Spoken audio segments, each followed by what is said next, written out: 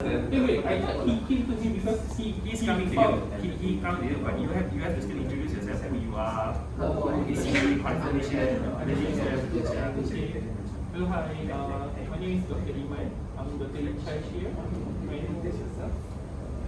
Hi, good morning, Dr. Iman. I'm Ivan. I'm an FY2 student. I encountered one ECG, which I'm not sure this patient is complained of palpitation. Can you have a look at the ECG?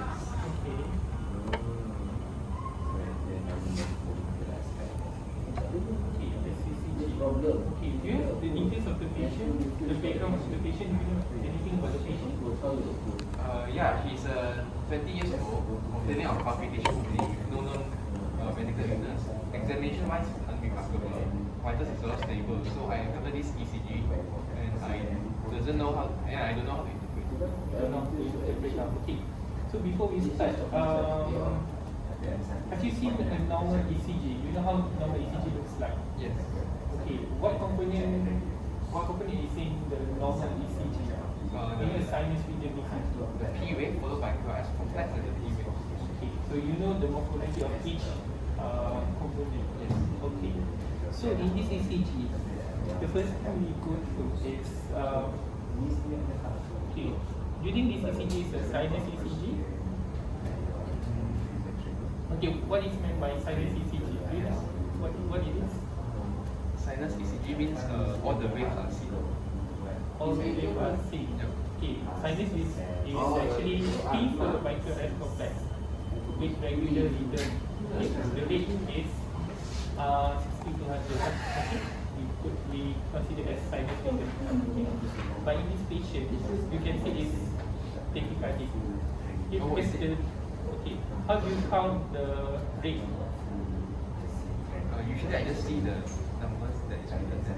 Okay, from what component to what component? You count the rate. I'm not sure. Okay, so usually you go from R to R lah. Okay, R to R. If it is regular, then you can just count the R to R. So the 300 divided by the number of boxes. Okay, and then if it is irregular, then you can count 30 boxes. Okay, and you count how many R waves you can see, and you multiply the number with the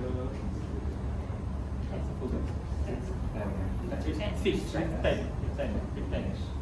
Yeah. So if it is more than 100, it's considered tachycardia. If it is less than 60, it's considered as bradycardia.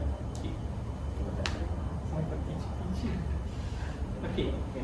Another thing is, so after we see at the rate, the regularity, whether the ECG is regular or not, we see at each component. Okay. So this patient, this ECG, do you see any P wave? Yes. Are you sure? Not so sure though. Okay. In this case, okay, you can see the R to R wave. R to R wave. The number of boxes is 2. So 300 divided by 2 is 150. So patient is 100. The rate is 150, and the ECG is regular, right? Okay, because every R to R is 2 boxes. Okay. Then you see at each component P QRS. Okay. This is a small complex QRS, small QRS complex. So it's atrial in origin lah. If it is large, then you know it's from ventricle.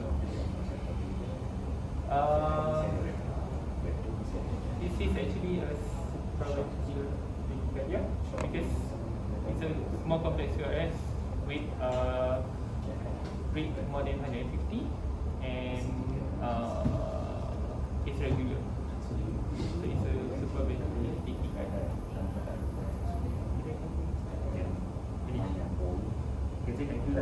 Okay, do you understand? And anything else you want to ask? Thank you. So what Iman said, so you cannot just talk everything. And two, when he shows you an ECG, like he shows an SVD, it is your job to ask this patient. So you cannot just, you brought an ECG, actually patient, nobody is attending the patient. So you must ask, make sure this patient is in the research zone and being monitored, and or somebody else is being seen the patient. and you can talk about the SVT. So the agenda, I'm going to talk about narrow complex tachycardia. So the focus will be, okay, what is narrow complex tachycardia? Okay, what's the narrow QRS complex? Less than 100 milliseconds. You're going to start with this. Then every time you tell him something, you must ask him to repeat what you have said. So there must be an interaction between you and him. So that's also marked. So when you talk SVT, you just focus on, okay, what is SVT? What are things that cause SVT? How do you approach in tachycardia? Stable, unstable. It's very brief. And who do you seek, who do you not? So you don't need to tell everything about ECG or ECG, PQRS. I mean, you can start with that, but it doesn't need to be very detailed. What is the millisecond for each? You don't need to tell everything. But you have to have a few basic things like, is this the patient's ECG? You might also confirm identity of the ECG. Calibration, PQRS, all very brief. But the focus of your agenda will be teaching on SVT. So you'll be focusing on teaching SVT. And once you are done teaching all this, asking back whether he understands or not. Ask him to repeat. And then what you have to do is, you have to always insist that at any time during my shift you have any more questions, I'm always available. Okay? Always available for more questions. Okay, that's very important as well. 2, you must give him future reference, future agenda. Next time we can talk about wide complex tachycardia. You must end the station like this, wide complex tachycardia. On these other reference you can read. You must give him future reference. So we suggest them topic. Yeah, you suggest them topic, you suggest them references where he can read more. Can I just say, okay, thank you, bye-bye? No. You have to close it. The closing of the session is very important. Yeah, so the interaction between you and the student. So you don't need to be talking so much about ECG, okay, PQRS, RR interval. Okay, they show you SVT, okay, my agenda is going to talk about SVT. And then you talk why you think it's SVT, what are the components in SVT, what are the causes, how do you manage it. You have to definitely talk about all this as well. And especially when you're synchronizing cardioversion, you have to talk about consent. I think very briefly, consent pain management, don't forget the pain management. So it's not purely teaching just the ECG, it's actually a component of it as well. So you have a brief point of view of that. So then I can do the next scenario. So we have to include the treatment also. Yeah. Brief. Not just the ECG itself. Not just the ECG itself. Just brief treatment, how you approach it. You need to go very detailed. So if you end up doing that, then it end up being a lecturing session which they don't like. Yeah. So have to be thought you think we're doing well. Explain so much already about the sheet.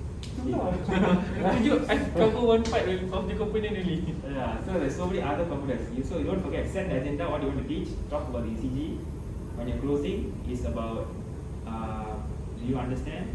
Always must keep on asking, can you please repeat what I've just said? Are you following me? Is there anything else you're lost in there? You must always have the two-way interaction. Cannot be one-way talk. And then make sure every ECG, you look at the ECG, this ECG is an unstable ECG, where's the patient now? You must ask.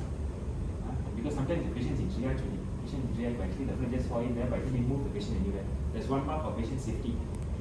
So before I even explain, I already asked is anybody attending this patient? If it's not, is this patient in the resuscitation area? Please move the patient to the resuscitation area. 1 mark. Oh, 1 mark just for moving the patient. Don't move the patient, unsafe. Okay.